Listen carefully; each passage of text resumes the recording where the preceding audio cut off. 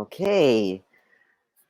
Good morning, good afternoon, good night to everyone joining today from different parts of the world.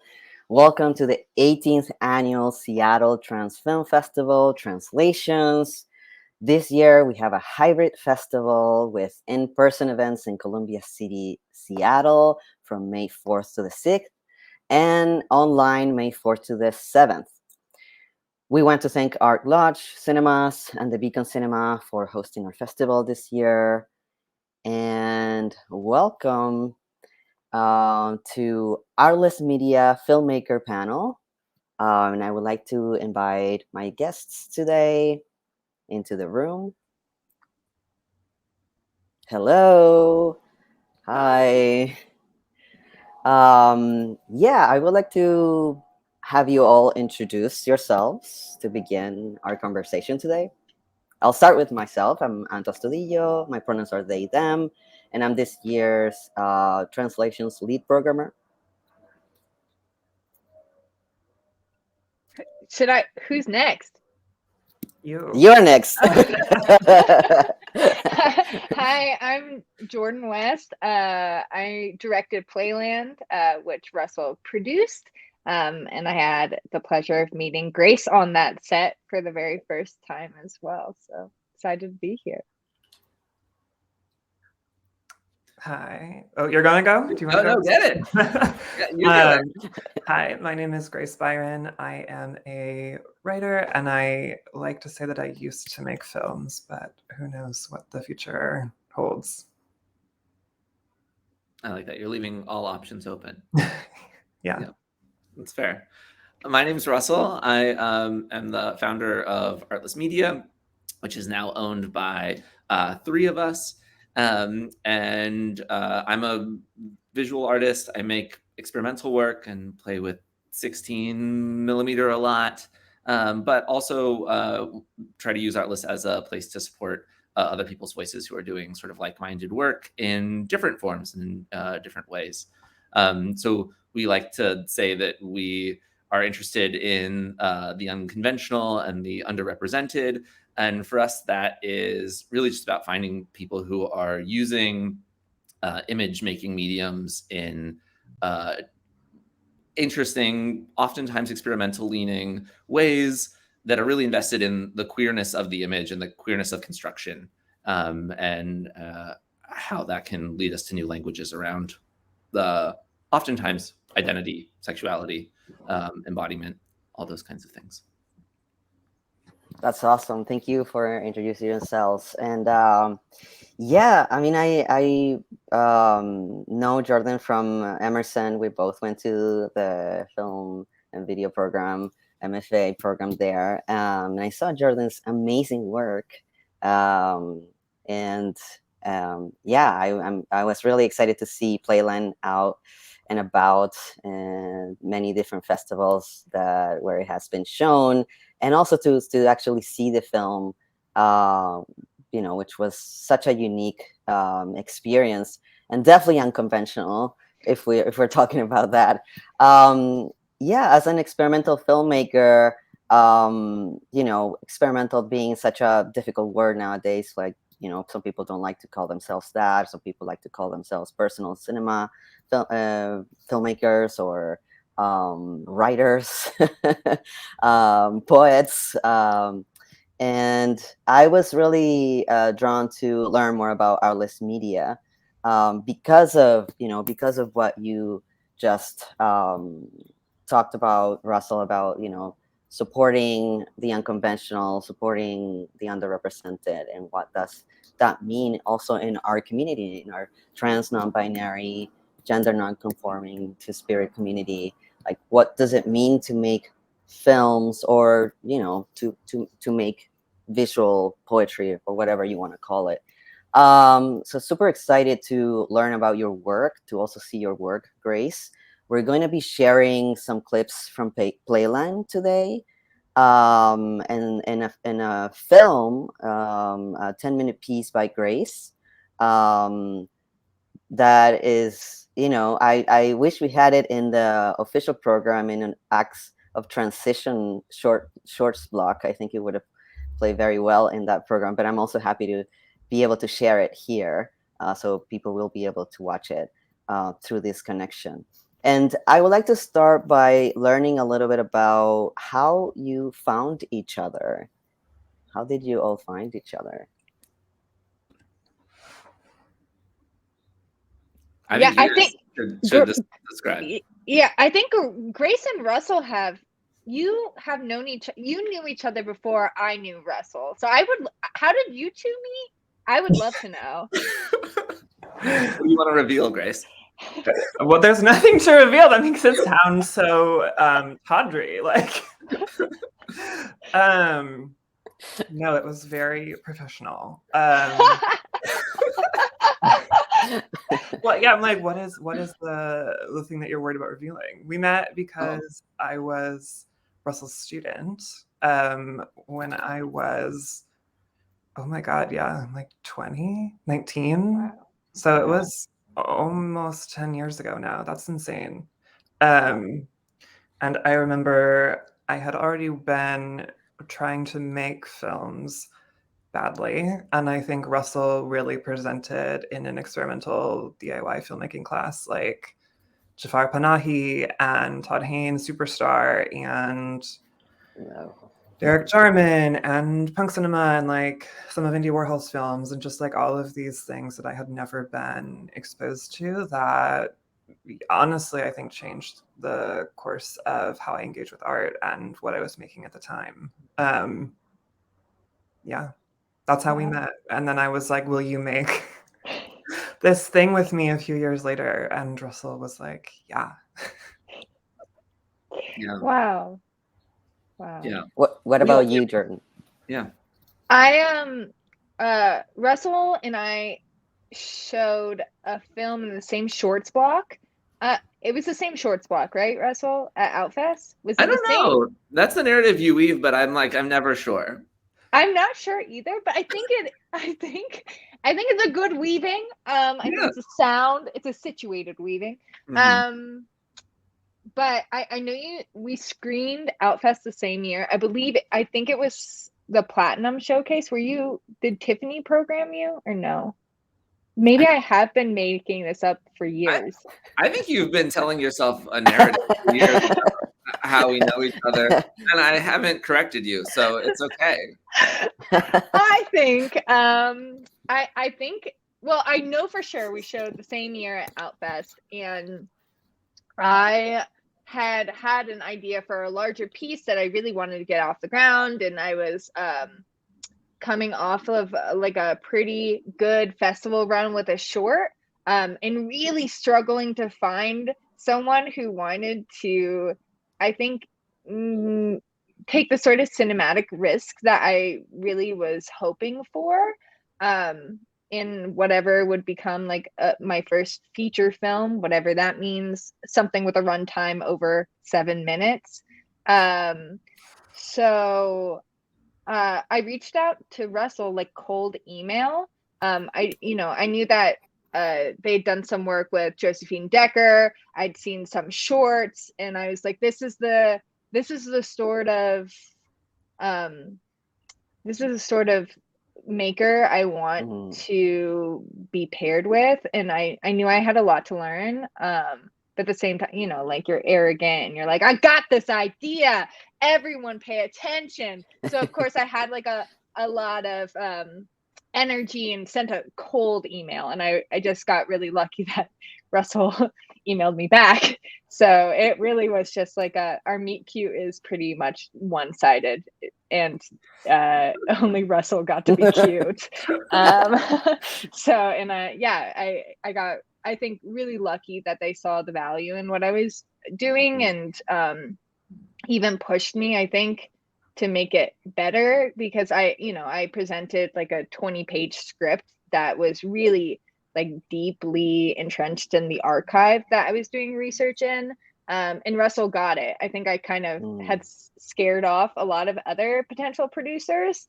But Russell, I think you were like one of my first emails. I think I just started scaring people after you, which, yeah, it's nice. Yeah.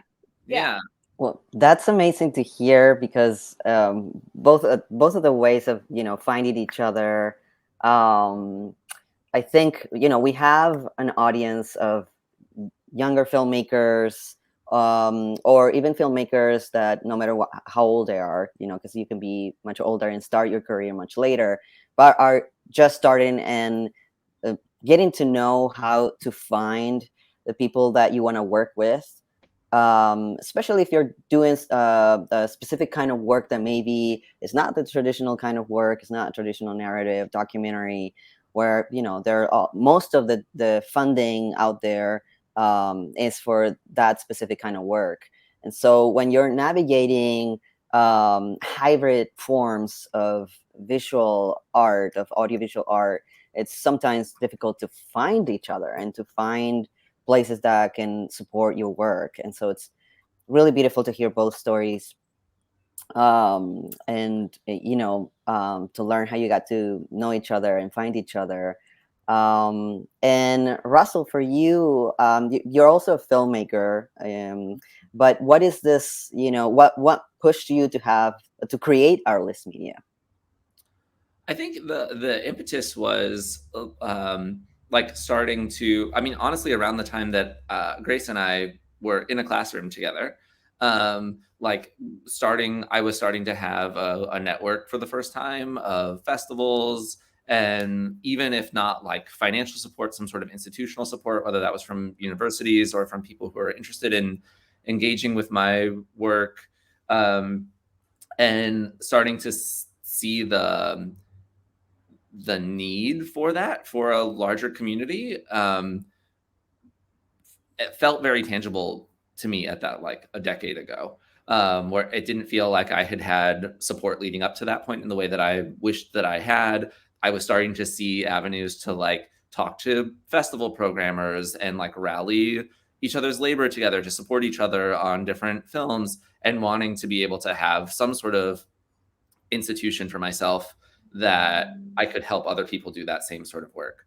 I think it's sort of stayed over the course of the last 10 years. Like, people will pitch things all the time, and there are often like questions about like, is Artless the right company to help with this object? Like, I don't know that I'm the right person to help make the most conventional objects in the world. Like, there are so many people who are really good at speaking that language. And I think the things that are the most exciting to me, that, like you were saying, Anto, often don't have that sort of support that's really necessary to like both incubate, but then also blossom and get out into the world. And so starting to see that community emerge for myself, I wanted to be able to help others expedite that a little bit, have access to a community that we've maybe been excluded from in the past. And that's amazing to hear, to know that there are people out there like you helping others, find those venues and find a space to be able to create their own work, their unique work from their own perspectives. And this is why you're also part of the Amplifying Our Voices panel. And I really, appreciated your enthusiasm to come to Seattle and be with us. And I think it shows that you really want to support the community.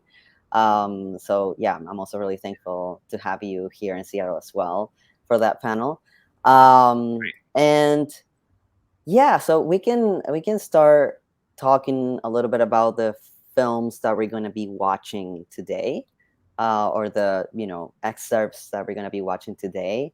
Georden, we can start with you and PLAYLAND. Can you tell us a little bit about how PLAYLAND was born? What was the motivation behind it? Yeah, I started doing some research at the History Project in Boston, which is like the Northeast's largest archive of LGBT history. Still not scooped up by any institution. I think they just recently moved buildings, but I think that's the biggest move that we're going to be seeing from them. So it's really exciting to work in an independent archive like that. And I myself was working at a gay bar at the time, and knew I wanted to do something surrounding that sort of space, specifically in having a local identity in regards to Boston and the Boston community. And it was kind of born of an archival project that really, took over a couple years of my life. And it's told from the perspective, not from patrons who are coming in and having the time of their lives, but the service industry staff, the drag queens, the cooks, the people who are there really providing the foundational support to keep that space going, who are stewards of that space and rely on it for their livelihoods. So that's where it came from. Russell, would you say anything more? Russell, you're so much better at this.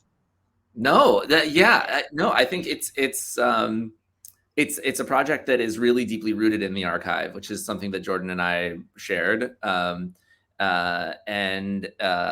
I think that is really the place we talk about so often, Jordan. Like, how do you visualize a history when erasure has been such a fundamental part of it, both in terms of institutions trying to erase specific communities from space, but also people who don't want to be documented in a certain space at a certain time. How do you begin to tell a history when the records are so sparse, when the ephemera is so non-existent? And I think PLAYLAND is an interesting intervention into that conversation. Like, how do you make something that is documenting a space, but is really allowing the fantasy of archival erasure to take over? Yeah. And looking at this particular bar, it was also a place that seemed to be more welcoming to people from different walks of life than other bars, which had stricter dress codes and, reading between the lines of dress policies for gathering spaces. It means some people weren't invited. And also, I think trying to situate what it meant to be a gender non-conforming person in the 20th century into the narrative too. It's like, when you're not an exciting patron of a bar and maybe being designed out of an urban landscape, what are ways and avenues that you find yourself included in that community? And it's many of the time through tipped economies that we see that historically happening. Yeah, and I love what you do with the archive and the way that you use it. That's very different from what we've seen traditionally in films that, are working with archival sound, archival recordings or footage. And this year, the theme of our festival is Trans Through Time, because we were thinking about specifically our history, trans presence through time in cinema, and in all these spaces, like you just said, Russell, the spaces that can often, be spaces that you can't really document because people don't want to be seen in these spaces, especially back in the days, when that it was even, endangering people's lives. And with how things are going today with anti-trans legislation, it's also something that really makes us think about our presence in today's society. And so, what are the excerpts we're going to be watching today, Jordan? I don't know. What are they, Russell? We're watching a lot of the movement-based pieces from PLAYLAND. So I think you'll see some of that archival intervention, but also a lot of the more sort of fantastical imagining of what might have been, how might have bodies moved in the space in a less sort of literal, grounded way. Okay, so we can ask Maddie to play the excerpt, and maybe we can talk about it after. You are a goddess. We worship you. We only say nice things about you backstage. As you can see, she started off old and got older.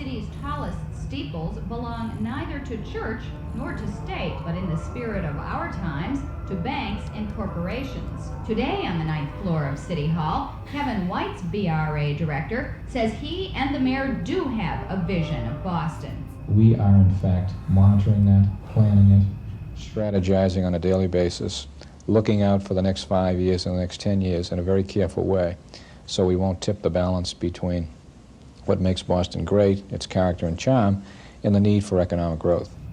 Turn that shit off. Years ago, we had 25 hotel proposals under consideration. Well, we built 7.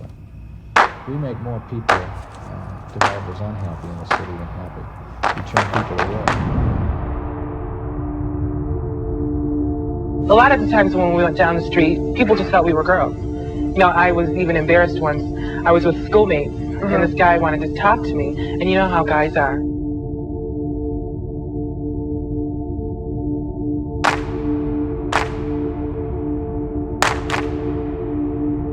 Your mom pretty much left you, didn't she? She was just very, I don't know, she seemed like she was a very different person afterwards. Yeah. She didn't take it too well.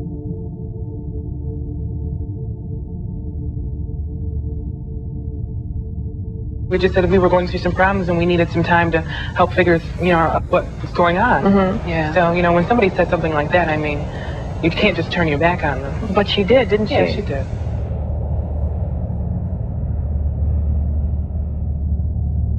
Have you talked to her lately? Yeah, as a matter of fact, I called her yesterday. We got into a fight and she hung with the phone on her, but, you know. Well, we called her too and she hung up on us too, you know.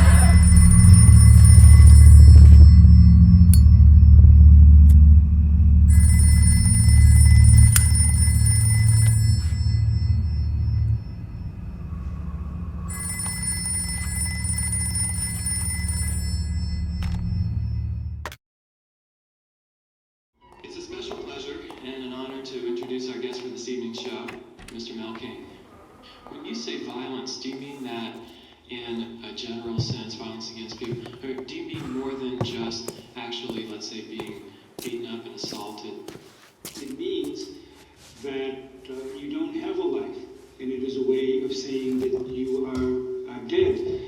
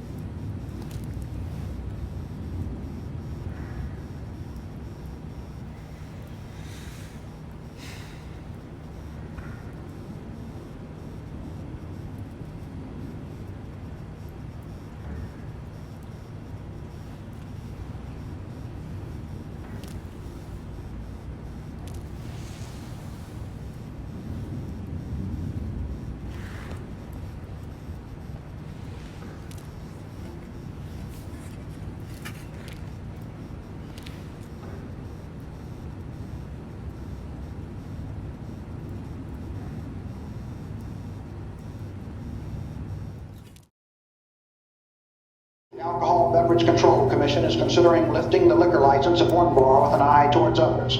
Police pick up hookers the minute they start to solicit, and employees of several zone establishments have been arrested and charged with allowing prostitutes to solicit. 2 employees have received jail sentences. And then there is a talk of banning nude dancing, one of the zone's main attractions, not to mention a new crackdown on pornography. Both the Herald and the Globe, as well as Channel 5, have issued stinging editorials calling for a cleanup of the combat zone. and the death of young Popolo is only certain to intensify the pressure. I'm Ron Gollivan, News 5 in the combat zone. Now it's time for Papa to swing.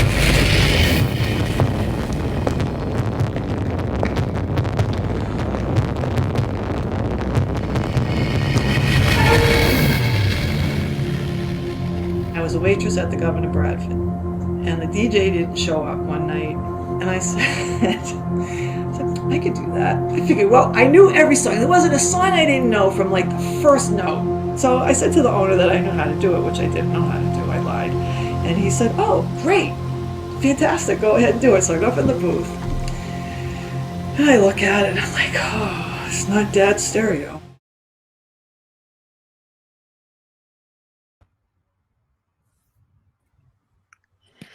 Wow.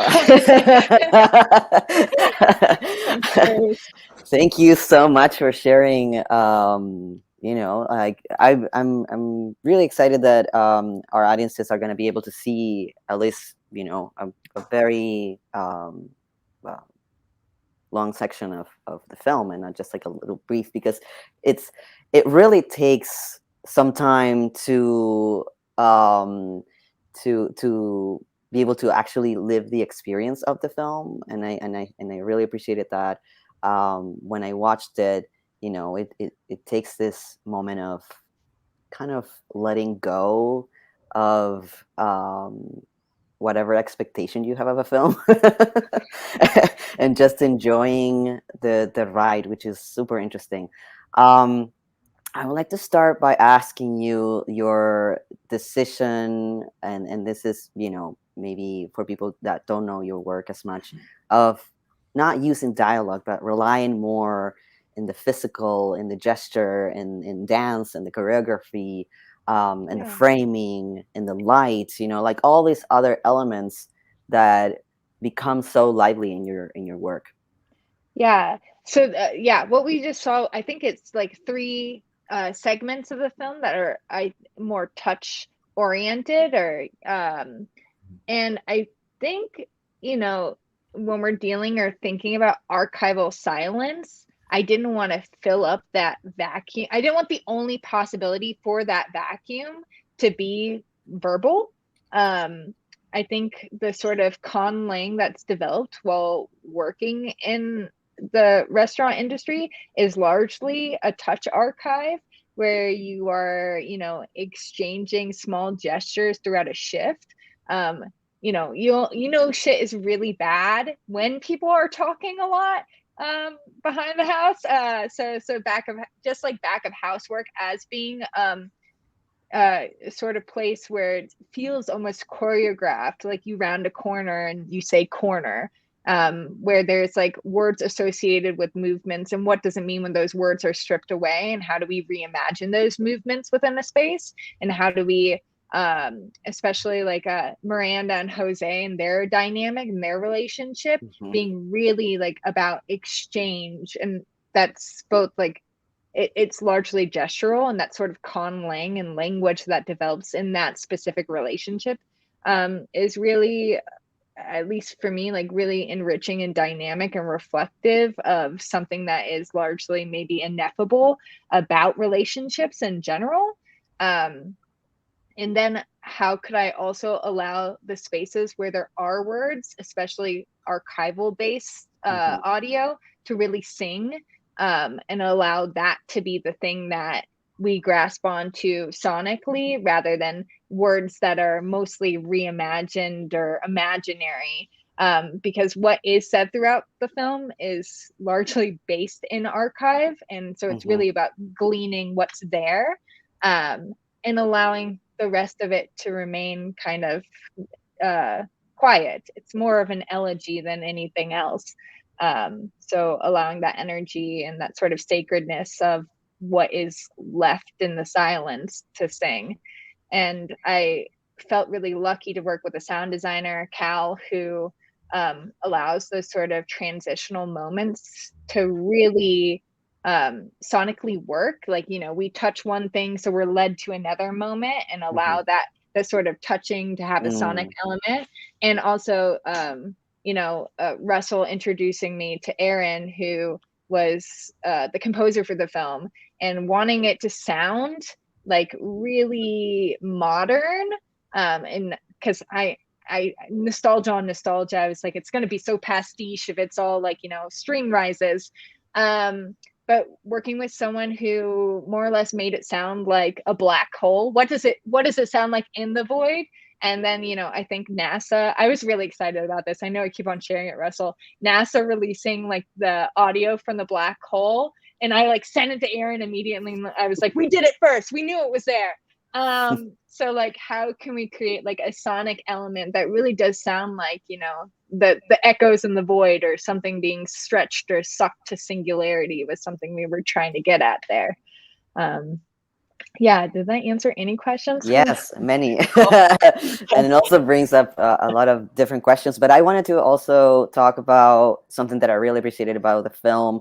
Often you see, you know, documentaries work with archives, and then they just throw you so much archive at you that you don't even know what to do with it. And I felt that, well, there are two things here, right? That one is the lack of the archive, or the silence of archive. And the other is finding those, you know, that those moments that in history that were documented by someone who was there in that performance. And so it speaks so much of the community that's there, the people that's, you know, that decided to document a performance, a drag performance.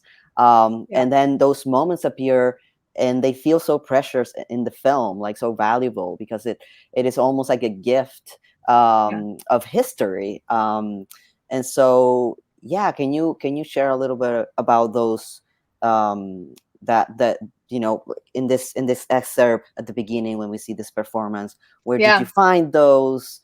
Who is you know, part of that performance? How did you get how did you get to find this archive? So there, I love talking about her. Sylvia Sidney is the drag queen that I really honed in on, I think, during early archival research. She was known as the Queen Bitch of Boston. She just like had like a very stylistically different approach to drag performance in a time where like the terms like female impersonation and that sort of glamorous approach to what it meant to be a drag queen was very, very popular. She was doing something completely different, and was quite raunchy and disgusting. And but it was really interesting reading about her earlier experiences and who she kind of gleaned performance around. And it was like Black and Jewish women working in the bar scenes in Boston. So I think, you know, looking at the sort of drag history as something that's being taken from other cultures, and like who gets to, you know, perform those things in maybe a spirit of maybe more security or right now. And it's so interesting having this balance of right now, like drag queens being under attack, but at the same time being, you know, almost like the sanctity around the drag queen, right? It's so interesting dynamic, and I'm like too close to it to have a real commentary yet. So excited. 10 years from now, let's talk again. But like really understanding the foundational building blocks of how she was building her performance identity was really interesting to me. So those are some videos of her that we were able to find, and you know, they are precious and few and far between, and she was one of, you know, maybe many performing drag queens at the time, but someone who pretty like had shamelessly loved to be documented, loved to be interviewed. Her interviews are unhinged. She will say anything and everything. And I think that sort of also idea that, you know, her images of her are really precious, and her words are also equally precious. And I think sometimes we tend in an image-based society to put more value on visual parts of an archive, but trying really hard to like surface what was there in writing, was there in oral histories, was really important to me. And like we see text as well, you know, on the back of the swan, high glamour, but like, you know, that's the only audio we have of Chanel Pickett, you know, and that's you know, that's where the trans panic defense comes from, was like her murder. The Boston based, and the last place she was seen was the Playland Cafe. So I think like really working locally within the local archives and being, and I know like Russell had to work so hard to make this happen, because I was like, we can't go national with the archive. It really just has to be all Boston. It has to be, it can be newscasts from Boston, but it really just has to be, how is this local infrastructure communicating to its public what it is? So I got really lucky that, I mean, Russell understood that and really advocated for it and like helped me get that done. But it was really hard, you know, to make sure we stayed as local as possible. Yeah. The key thing though too, that like I feel like we talk about a lot, but like both with you, Jordan, and with you, Grace, is like one of the things that's so valuable, I think, about the narratives that we all have to share in the communities that we share together is the specificity of those specific interactions and moments in time. And so I think when we were talking about archival work for Playland specifically, I come from a background where I've been like filling out paperwork to license stuff forever. So it's like, that's one of those things that's like, okay, we can bring that like institutional ability or knowledge or know-how to the situation. But yeah, I mean, there were plenty of times in the archival licensing process for us for Playland where it would be so much easier to go to like the Getty or something and try to find something that seems like the same work. But that's so antithetical to the project, right? Like the project is to document a specific place at a specific time. And when you do have these gifts of like someone who had a high 8 camera or a Betacam camera in the club filming Sylvia Sidney, it takes more work to make that contact, but it's the point of the work, right? Is to stay deeply indebted to the folks that you're documenting in some way or whose story you're telling. The film is so layered. We could keep talking about it for many hours. But yeah, I mean, a few things that I take away from it. Well, millions of little things are, you know, it's like a universe right there. Like you mentioned the black hole sound. It's like, it's kind of like that. But is how powerful it feels, because the way that you construct everything, the way you compose everything or choreograph everything, is just it is a you know, feeling after feeling in a certain way when you're watching the film. And how, you know, when you start with this archival video, and then you move through the space with downs, it does make you feel how powerful it is, drag performances, and how it touches at a different level because of the banning that's going on nationwide, and you know, in the US.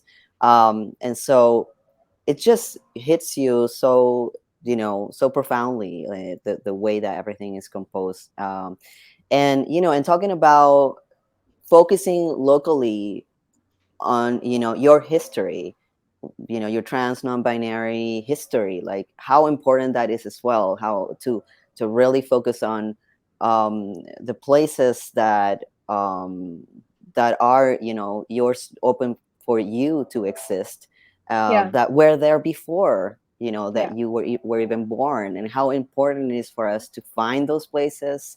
And I think that's the work of an archivist. I've always thought, you know, people don't really consider it as much, or they often are, you know, in some library corner and no one really cares about them.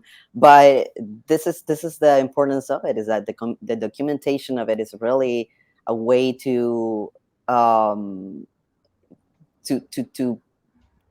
keep present our existence, right, in history, our presence in history.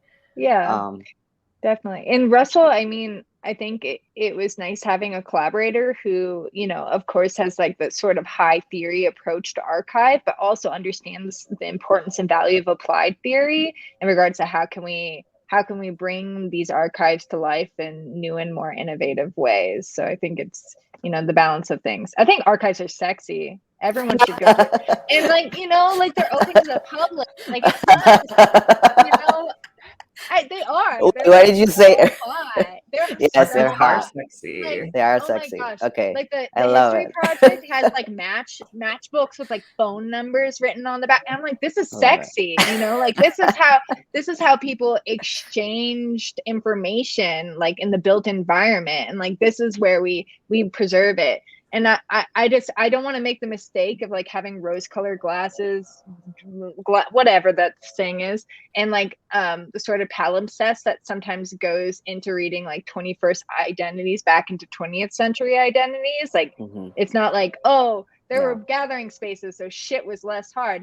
Not at all. That I don't think that this film is trying to say that at all. I think but understanding the role that the built environment built into creating and curating cultural identities and existences is really important to me.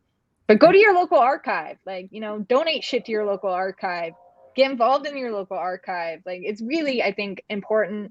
And I think we've been, at least for me, I've been contacted by people like who have heard about this film. They're like, oh, we have like hours of 8mm on this person. I'm like, that's great. Donate that to your local archive. Like, you know, give this to the public. If you have the ability to gift this to your community, please, you know, digitize it and give it away. You can keep part of it too. But I think there's a preciousness around private ownership that I think I wish would break down a little bit more, where I wish people were archiving more material and not holding on to it until it sinks into obscurity or gets hurt or destroyed.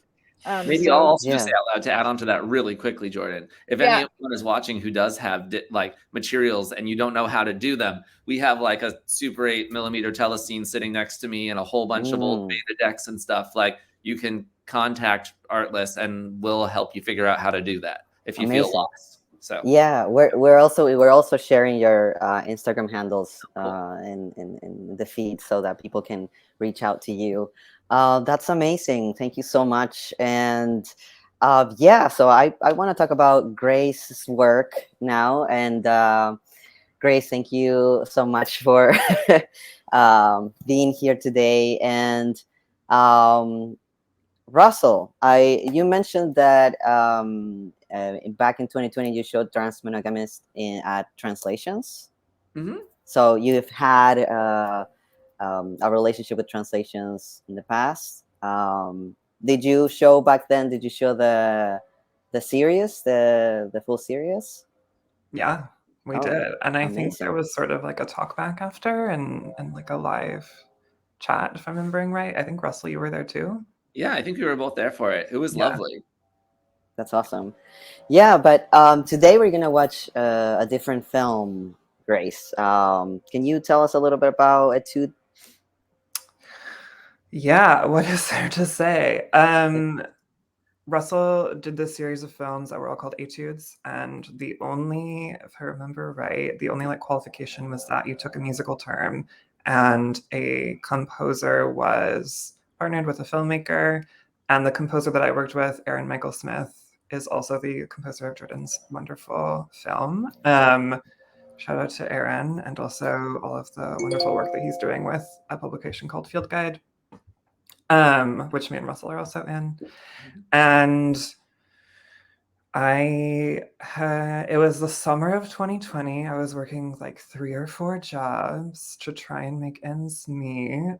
And yeah, it's really old. I think sometimes I don't know what to say about it, because it feels like it was really prophetic in becoming more uncomfortable with my representations of self. Like a lot of the film work that I did previous to that, I was in it in like a major way. And I think as I continued to transition, I was just like, I don't really feel as comfortable with like representations of myself that are pre certain things, et cetera, et cetera. But I still think like had this interest in like what that like both the archive and also the self and written word, and kind of combining some of those interests, but in a really less representative way and a lot more abstract, which Aaron was really good at thinking through with me. And we had a lot of talks on the phone. And I think having seen some of the other work that Russell did, I felt a lot more comfortable trying my hand at something that was much less easy to grasp. Yeah, and I think like a lot of the films that I have made since Trans Monogamist are much more abstract, and we're much more like I'm using sort of the own archive of my own phone camera, which I think is really important. I think I was doing a piece on Greer Langton not that long ago, and there's 2 competing archives about her work, and there's just so much competing evidence. And I think it's really important that queer and trans artists sort of have a way that they're thinking through their legacy, just because of how easy it is to manipulate those legacies if queer and trans people are not in the ownership of those. Yeah, I don't know, Russell, what else do you say?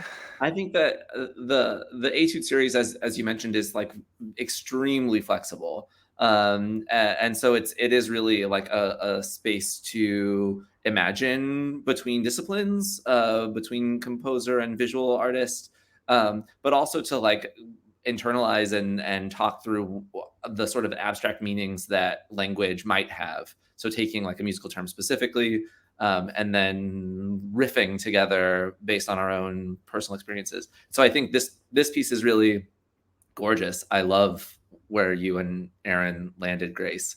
But it also does feel so archival, and it's like that personal archive. It's a whole world that we build for ourselves that you kind of interweave into this new work in a beautiful way.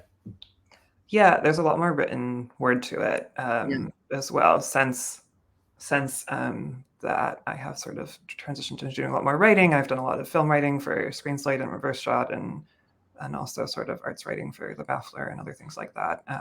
So maybe that was also speaking to that as well. Yeah, I really love what you said about, kind of working with our legacy and thinking of, that often we don't have ownership of that legacy, of that archive. And, it's nice people to know that you brought it up, and that, it connects with what Georden has been doing as well with their work. So I would love to watch it. And we're going to watch the full piece, right? Okay. Yes. And this is the very first time that anyone outside of Artless, I think, has seen this work. So okay, so it's a premiere to the world. Thank you so much for sharing it with us. Thank you. All right, we'll ask Maddie to play it.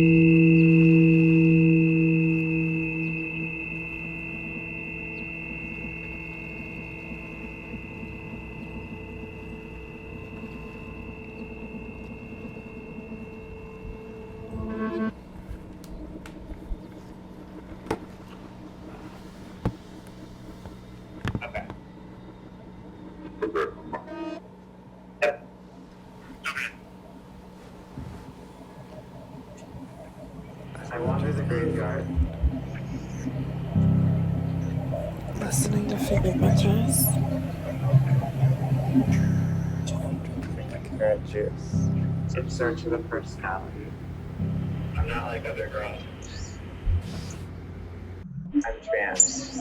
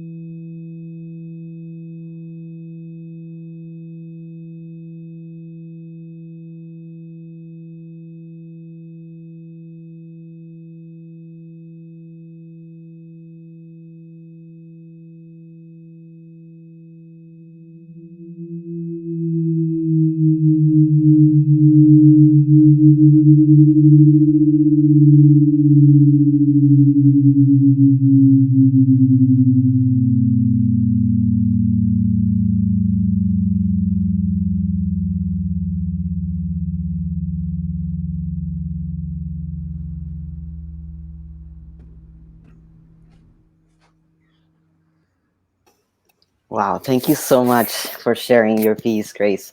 Yay. Yeah, I mean, there's it's so beautifully layered as well. I use this word also to talk about Jordan's work, because we're entering a whole universe that you're opening for us. However, it's almost like you're showing all this internal, kind of like an internal voice, and all these external places, right? These outdoor places that you're visiting, yet you as the character that is kind of driving everything refuse to show your face. And I thought that to be super interesting, and would love to know more about this and your decision behind that. Yeah. I think that there was a point in my life when I wanted to make films and wanted to make work that I think Russell probably really saw in film school, and when we made Trans Monogamist, where I was like, I want to do the trans sitcom thing. And I remember Russell was always like, you always seem to like kind of want to do a more sanitary sort of take on that. Like, I think I remember like watching Girls, obviously, obviously, but I think even then I was like, I won't quite do that. I can have the characters be kissing or they can be fighting. But I think that a lot of the stuff I was doing was really tame. I remember one of the first shorts that I made in film school. It's these two guys who hook up and you never see them have sex. It's like all of that is like happening while they are off screen, and it's like mostly showing like everything else in the room while they're like fucking. So I think after Trans Monogamist, and quarantine, I was like, I don't want people to see my face. I don't want to be perceived. I think that there's something really powerful to refusal, and also to allowing different iterations of the self to come out through not just exposure, but also like being hidden or text or voiceover or distortion. And I think like the crux, by the time this film was happening, I knew that was like an internal shift in me where I was moving much towards a much more interior practice and doing more writing. But there was a point, which I actually don't know if Jordan knows this, so if this is the first time that you hear this, I'm sorry. But when I was on the set of PLAYLAND and they were like, can you be an extra? And I was like, yeah, you just say yes to these things. And I was a driver on PLAYLAND. And so I was like going around to all of the stores and picking things up, or going to the airport and picking people up. And I think it was the day before, the day that I was an extra, I had to go to a Goodwill to look for something. And this like really creepy weirdo just like opened the door for me at this Goodwill in rural Massachusetts and was just like staring at my tits. And I was like, I'm out. Like I can't be perceived. I don't want to be on a screen. I don't want people to be looking at me. And I think in one scene I did do it, but I don't think it's in the final film. And then in another scene, I like walked out to do the thing. And I think like 5 seconds later, like walked off like in tears, and I felt really bad that I had not said something sooner. But yeah, I think I have just had a really intense relationship towards transition and representations of self that I think that this film, whether I knew it or not at the time, was really thinking through. And I think like also as a work, it's very impenetrable. Like I don't think it has a narrator. It doesn't have like one narrator. It doesn't have like a clear through line. I think it has like a clear theme. And I think like when we turned it in, I was like, I hope this is somewhere in the realm of what Russell is looking for. I think it's so gorgeous though in that capacity, because it is like representation by way of amalgam. It's like all of the possible iterations of oneself that meld to create something that isn't reliant on a face, just like we're all not reliant on that. There's so much contextually that's circling around that I think you leave the piece feeling like you know something about something much more than an individual. And there's something super interesting that happens in the film where you start with more of visual poetry, you can call it, or like all these visual elements to it and sound elements, creating this like more like a experience than anything else, like without a text or without dialogue or without any you can say guidance, I guess, or textual guidance. Yet when the text comes in the screen and stays for a long time and you have to read, it also brings up so much imagery, right? And so it's almost like you create this landscape and soundscape, and then once you face the text, you really enter the world of this character. So that for me was really a really important moment of the film, that shift of entering the internal world of the character. And then it ends with this couple, right? Could you tell us about about this ending? Yeah, a lot of, I think like at the end of the summer, so me and Aaron had been going back and forth. I was living in Red Hook in Brooklyn, and a lot of the imagery is from that. Is like every morning I would take a loop, and that was all that I did. I think for a long time that was my only view of the opposite world. So I think that affected. And Aaron did something similar, where maybe in Boston actually. And so some of the imagery is Aaron's in that first section as well, which was something that he suggested, and I think works really well and is really interesting. Just sort of like, it's not and complicating that. I'm also using films are drawing on sort of the archive of other films that I had made. So there's like 4 or 5 films there that are sort of like sometimes layered like one on top of another. So there's no stability in those images.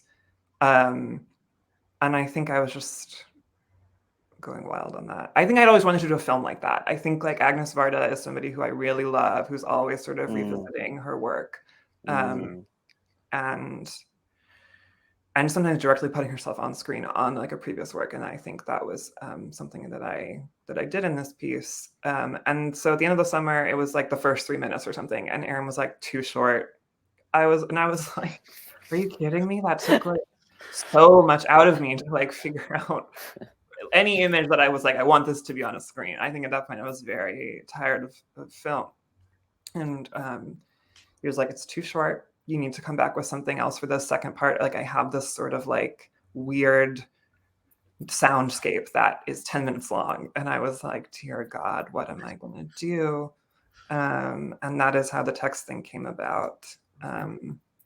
Sort of in that collaboration. Like I think like so much of this piece is also Erin's piece. And I think that he really pushed me at a time when like I needed sort of that intellectual puzzle.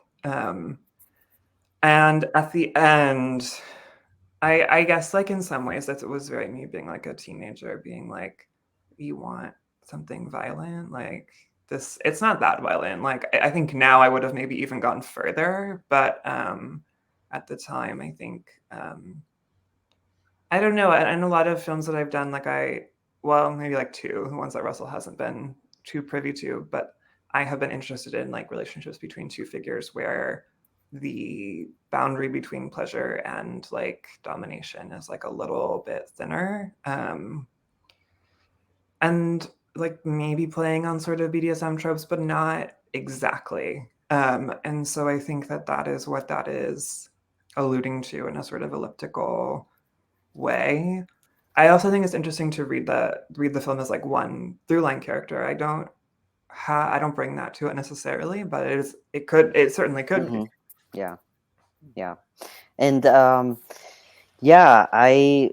would love to ask you, I know it might be like a hard question, and you don't have to, you can answer it however you want it, but as a trans non-binary filmmaker, I've asked this question myself many times, and it's how do you define or not define your work? Like when making films or making some kind of audiovisual video work, how do you use what's there, what's available, and kind of make it your own?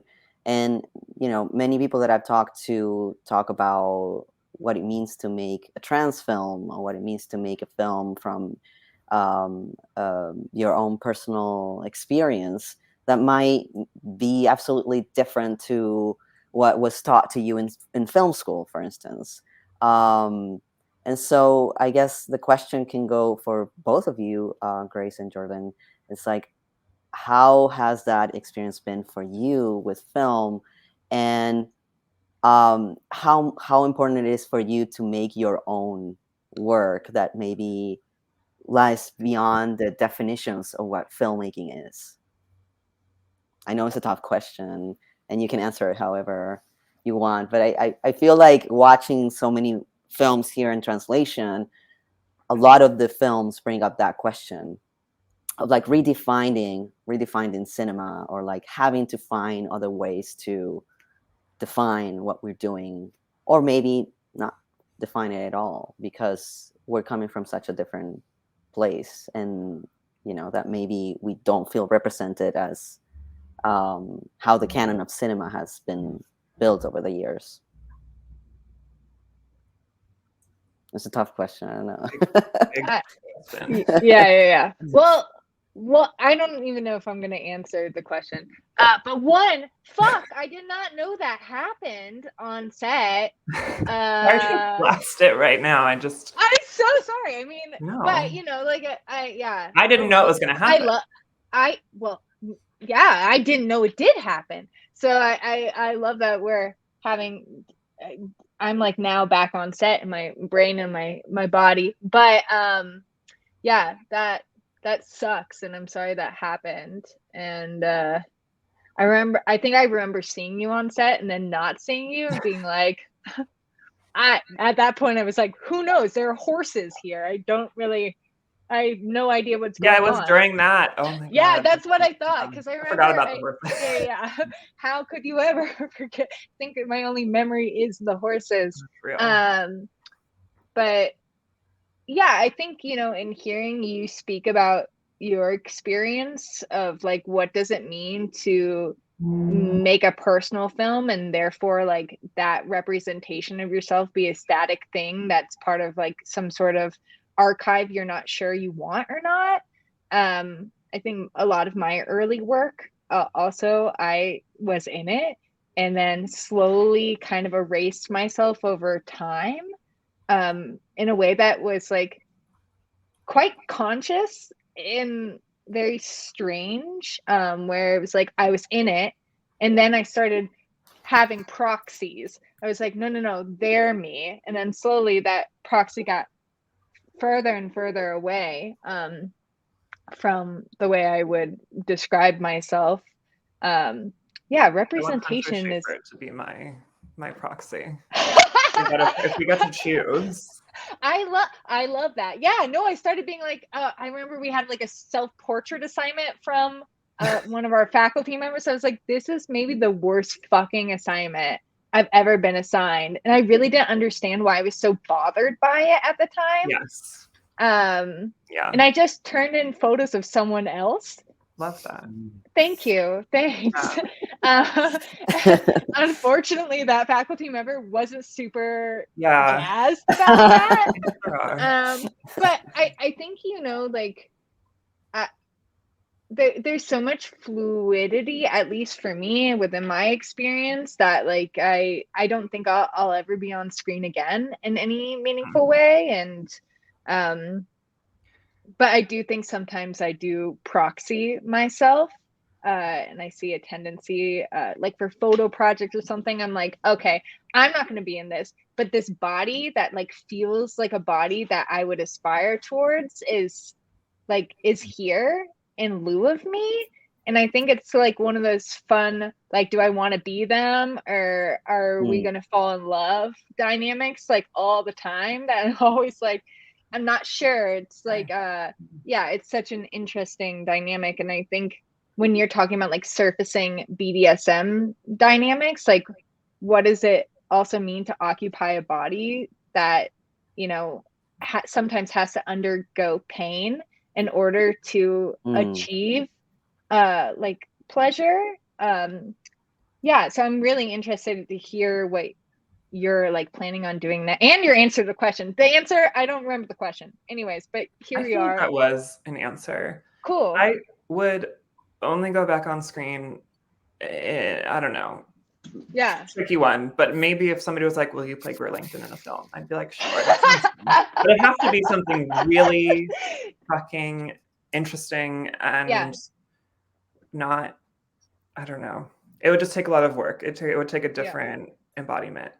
The trans film. Yeah, I think I wrote this piece last month about Mutt, which premiered this year at Sundance and then was at MoMA recently in New Filmmakers. And I think like my take on that film was really like, what is the idea of trans as a genre? How does trans trouble genre? How do we consider that? And Kay Gabriel has this really wonderful article in the Yale Review about Nevada by Imogen Binney that's sort of like, what does it mean to take trans as a genre? Or like, what does it mean if the only genre is like trans realism? And I think it's really important to like move beyond thinking of trans as a genre in and of itself. I think it can be a mode of making in the same way that, there's sort of like the now very troubled conception of like, what does it mean to like queer a narrative? But I think that, I don't know if I think that there is like one kind of trans film, or if I definitely think of myself as a trans woman, as a person who is inevitably going to make things that are trans in some way, but I don't know if I think of it as, I think like any attempt at saying like the trans film or the trans novel is always has to be taken with some levity and some irony at the fact that there is like this sort of attempt at cohesion. And I think like films like Framing Agnes or Lingua Franca by the wonderful Isabel Sandoval, there's also people who I think are trying to like trouble those boundaries, but I'm less interested in films that are like, I'm going to do the exact same thing and just put a trans person in it. Even though that's what I used to try and make. I love that shift. That feels very much as well like one of the things that I really like about both of your work, and that I feel drawn towards makers who do this like just in general, is that I think with film, for some reason, as like image making artists, very often people think about film as like a singular output, like that is the kind of work that I make. And for both of you, it's like at least in my read of your work, is like one tool out of a whole possibility of ways that we might make art in general about our own or others' experiences. And I that's one of the things I really like about the language of experimentation as well. Like, as much as some people try to shy away from that, thinking about all the different modes, all of the different forms that artwork might take feels fundamentally playful and experimental, and a piece of the written word or a film or a painting, or there are different times for different works. And similarly, I think that's something I find really valuable about both of your work. Yeah. And then Grace, I think it was maybe in the review of Mutt, maybe it was in I read everything you write. Yeah, I'm a big fan. Russell is always like, you should tell her. And I was like, I think I do. I'm trying my best. But you mentioned another piece, but I don't remember who the writer is. It's about the scary, the horror film, like a true trans horror film. And the truck breaks down and Cis World by Tori Peters. Yes, yeah. Which I mean, like, yeah, Tori, detransition baby is like a whole other conversation we can have another time. But reading that, I like laughed out loud because I was like, I think, your call to action or inaction is like a really beautiful, I think, not plea, but like just a gentle ask of film to like consider and filmmakers to consider like who they're making their piece actually for. Like, what is the intention around who is you? Like, I think it's so stupid and great, but they're like, who's your audience? And I think people sometimes their audience is different, and I think we've been so conditioned to make a specific sort of film that what you end up making or what you're proposing is actually not for the community you intend it for, and it really is reflecting maybe assimilation into a community that maybe you're beyond participating in. Not that I'm like, it's slinking lower. Yeah, it's beyond participating in at this point. You've seen the flaws and you're creating something different that's never been created before. And I think it's a beautiful ask, and I think it was a really wonderful piece to get to read and start to associate with future work, is really asking that fundamental question of like, who is this for? So I want to say thank you for writing the piece, and like I think it's really beautifully done. Yeah. Thank you so much for sharing all of this. This is, I think, super valuable for everyone who's going to see who's watching, and a lot of people who are watching are also filmmakers who are showing their work for the first time, or that they're also exploring different ways to make work, whether it's if it's for themselves or specifically for someone else. I think we could keep talking for so long. I think all of you have such interesting things to say. about making films and non-films and just making work, making art, which it's so important for our community these days, to continue to make work, to continue to speak out and express ourselves in different ways, no matter how that is, how we make it. And having someone like Russell and Artless Media that is there supporting these voices is super important. And thank you for the work you do in supporting artists. It's super valuable, and yeah, I can't wait to see what you all make. Grace and Georden, would love to continue to follow your work. And yeah, where is the best place to follow your work for people who are watching? Go, Grace, go. Okay. If you still do Twitter, question mark. My Twitter is emo trophy wife. It's also my Instagram. And my Substack, if you do that one, which also, question mark, is gracebyron.substack.com. Grace's Substack is gorgeous. Definitely gonna follow that. Thank you. I hope I have been praising Playland enough. It is the kind of if we are going to call something a queer or trans film, that is the kind of film that I want to see. It's like a modern Derek Jarman. It is incredible. Everyone needs to go see it. Thank you. And when you ever go back to film, please.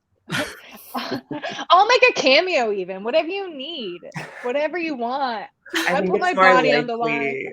I would help you on yours, but I appreciate that is more likely to happen in the future. And yeah, I think whatever I end up doing, it's usually, I will pray it'll be with Artless. So give Artless a follow, and you'll see what I'm up to. Yeah, I'm really trying to get better about social media, but then I forget. But JordanWest.com has an archive of past work too. So okay, thank you so much. Keep collaborating. I love that you already do that, and yeah, we'll follow Artless Media and Grace's Substack, and hoping to get to see more of your work. And yeah, hopefully one time you can come also to Seattle in person and show your work here as well. Thank you so much for today's connection. Yeah, sending a lot of love to all of you, wherever you are right now. And yeah, see you soon, hopefully. See you soon. Thank you so much. Take care. Bye.